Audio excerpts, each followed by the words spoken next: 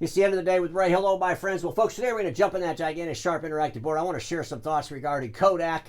Has the moment finally ended? And I'm not the only one that's asking that question. Boy, did you see the media going crazy about Kodak? All kinds of stuff out there in the media about Kodak. Well, it all started when Kodak filed their second quarter earnings. As part of the financial filings with the SEC, there's an assessment of going concern. The media read that and said, holy smokes. And they had some concerns. Okay, they should. Because when you read the assessment of going concern, it definitely causes some concerns. Well, you know, Kodak decided to put out a press release today. I think they're trying to whitewash what's going on in the market, right? I mean, holy smokes. Seriously. I wouldn't be surprised if Kodak is on every single industry media outlet over the next 3 days talking about how fantastic everything is at Kodak and nothing's going to be wrong and everything will be just fine. Everything the outside media says is total nonsense. Don't believe any of it. Well, folks, at the end of the day, Kodak can't control the outside media. They might be able to control the inside media. Well, they can't control me, that's for sure. But the rest of them they can. And let's be honest, I'm sure that most of the industry's media never once in their life ever read an assessment of going concern or a 10Q. So let's jump on the board. I want to share some thoughts around this. First thing I want to do is talk about this press release that Kodak issued today. Statement regarding misleading media reports. I just love the title of that. The most important things to know are Kodak has no plans to cease operations, go out of business, or file for bankruptcy protection. You know what I'm thinking? I'm thinking that the folks at Landa Digital Press were thinking that same thing and saying that same thing right up till the time they ran to the Israel courts and filed for protection. You know, Kodak, this is really irrelevant. It really is. Let's talk about this going concern assessment. Kodak has included a disclosure regarding its going concern assessment in its second quarter 2025 Form 10Q filing. Kodak's plans to adequately fund its preferred stock and debt obligations when they become due are to use the proceeds from the expected reversion of cash to the company upon settlement of obligations under the Kodak Retirement Income Plan to reduce the amount of term debt and to amend, extend, or refinance its remaining debt and preferred stock obligations. These plans are not solely within Kodak's control and therefore are not deemed probable under U.S. GAAP accounting rules. As a result, these conditions raise substantial doubt about the company's ability to continue as a going concern as of the issuance date of the company's second quarter financials. Refer to going concern, subsection of note 1, basis of presentation and recent accounting pronouncements in the company's second quarter 2025 Form 10Q for additional information. Ladies and gentlemen, there's a lot in there. And, you know, maybe it works out, the reversion of cash, okay? But when you go to the 10Q and you just look at Kodak's numbers, there's some concerns there, you know? And I want to share my concerns around the numbers, let alone this going concern assessment. But before we get into all that, I got to do a public announcement for my friends over there at Kodak Alaris, you know, Kodak Alaris, you know. Folks, if you're doing business with Kodak Alaris, this has nothing to do with Kodak. So I want to make sure everybody knows that. It has zero to do with Kodak. You know, Kodak Alaris, you know, Alaris is basically, you know, using that name and they ought to just quit doing it. And that's my big advice. I think you should just start calling yourself Alaris. You know, stand on your own 2 feet. You don't need the Kodak name in front of you. When I think of Kodak, it just reminds me of failure. It's like synonymous with failure. I mean, business people get together and they talk about business disasters. Doesn't Kodak come up? Of course it does. You know, doesn't Blockbuster come up? Doesn't Sears come up? It'd be like the folk trying to, you know, start a retail store. Let's put Sears in front of our name so people will come. Alaris, you don't need Kodak in front of your name. I saw this interview with the CEO. This was through Forbes. It was published July 14th of 2025. And boy, July 14th of 2025, the second quarter was already over, right? Publication out there. Everything's going fantastic at Kodak. I read something in here and I just want to highlight this because I think it's just insane. In May, Kodak announced it was working on a new 20 million plant in Rochester, New York, making chemicals for the pharmaceutical industry.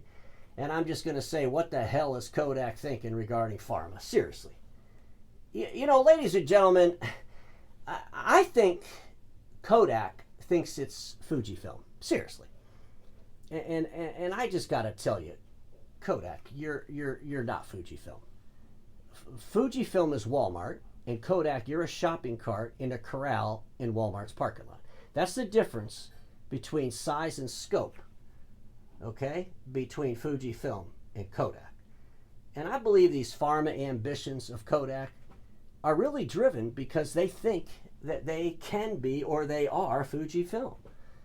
And they're so far from that. It's crazy. And I believe that their pharma aspirations are a complete distraction. And we saw all the press. I mean, boy, I tell you what, that assessment of going concern came out there and the press went wild with it. And they should have went wild with it because it's concerning. Let's talk about some numbers. The second quarter of 2025, the consolidated revenue was $258 million. They had a gross profit of 19%. That just, well, alarm bells went off when I heard that. And they said that's actually down from 22% for the second quarter of 2024. I'm like, okay, well, first of all, 22% is way too low. But 19% gross profit, that's craziness. They had a net income loss of $26 million for the second quarter. And adjusted operational EBITDA was $8 million at 3%. Let's see how they did for the first half. First half of FY 2025. Consolidated revenue was $508 million, so they're going to be a billion-plus company. Pretty small in the big scope of things. When you think about aspirations around pharma, you think about industrial print, $1 billion total revenue, that's a pretty small player, right? But folks, I mean, a 508 consolidated revenue for the first half of 2025 and a net income loss of $33 million. They had an adjusted operational EBITDA of $12 million or 2.4%, but that adjusted operational EBITDA, well, that's declined over 20% from where it was the first half of 2024. So this is concerning, right? And that gross profit, gosh, that is just way low. I start thinking about the gross profit, and I want to think about Ricoh and Konica. We all know that Ricoh is one of the, they're just one of the poorest performers with operating profit in our industry. And Ricoh, their gross profit is 35.7%. Of course, their selling and general expenses eat up most of their gross profit, but their gross profit is 35.7%. The gross profit over at Kodak Minolta is 43.9%. And you got Kodak with a gross profit of 19%. That just scares the crap out of me. There's some other things I noticed. Paid in kind interest expense, $21 million for the first half, right? And folks, that's up $11 million from the first half of 2024. Adjusted net decrease in cash and cash equivalents is $51 million. I mean, folks, these are concerning things, right? I wanted to look at the print business on its own. Total revenue for the first half was $343 million, 68.5% of the total revenues. The CEO's perspective. He talks about completed initial sales of several Prosper Ultra 520 presses, which are currently being installed at customer sites. I hate when they use the word several. Is that one? I mean, they might say two is several. So how much are these things? So I went to the smart person over there at Google. His name's Al Overview, and he says, hey, that Kodak Prosper Ultra 520 inkjet press is around $2 million. So did you sell two of these? What's the revenue on just the presses, right? A lot of questions to be answered because the total revenue for the first half of the year is only $343 million, right? He talks about AMC and Pharmaceutical initiative update. And folks, this whole advanced materials and chemical business over there at Kodak is $149 million for 6 months. It's going to be about a $300 million business. Really? Seriously. They just don't produce enough revenue and they don't produce enough profit to really be playing in a marketplaces that are really going through some major changes, and pharma being one of them and industrial print being the other. I wanted to dig into these numbers in their print business. So I went on the 10Q and I'm looking at 6 months ending June of 2024 to 6 months ending June of 2025 by components. What's the difference in revenue? Well, ladies and gentlemen, plates, inks, and other consumables is down $19 million. Ongoing service arrangements is down $9 million. Total annuities is down $28 million. Equipment and software, well, that's up $3 million. Maybe that's a couple of the presses that they sold. Did they sell one press, 2 presses? Because, according to Al Overview, those presses are about $2 million. The total print is $25 million down from where it was the first 6 months of 2024. And $25 million down is a big number because the first 6 months ending 2024, the total revenue in print was $368 million. Total revenue in print for the first 6 months of 2025 is $343 million. That's a big number because their print business is not really a big number as a whole. Ladies and gentlemen, I wanted to go a little further back. And I wanted to look at the first 6 months through June 30th of 2023 and compare those to the first 6 months through June of 2025. Listen to these numbers. Print business is down $81 million from where it was first 6 months of 2023. $49 million down in plates and consumables. $26 million down in services ongoing and $6 million down in equipment and software. So we've got a pretty big revenue decline in the print business. $81 million from where it was in 2023. I mean, we got an assessment of going concern. We got numbers that are declining. We got a gross profit of 19%. Do you see why maybe the outside media was getting a little bit of concern, Kodak? I really believe that Kodak thinks it's Fuji, and they really need to end this nonsense because I believe they're getting too distracted. And I wanted to just do some quick math here. I'm going to publish Fuji's first quarter numbers in the next few days. But folks at Kodak, stop with the nonsense. You're not Fuji.